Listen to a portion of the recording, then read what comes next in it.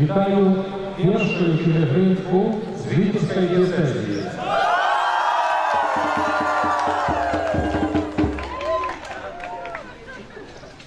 Покінчив пропустив на єшар. О 17 годині свята імпедна пілігримові ваша дієцезія сьогодні.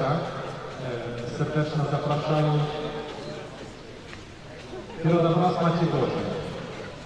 Каб тут з отвагою довірить своє життя Богу раз заступництво Найсвятейшої Панни Марії, Сина і Духа Святого. Запрошую, будь ласка, Маті чекає.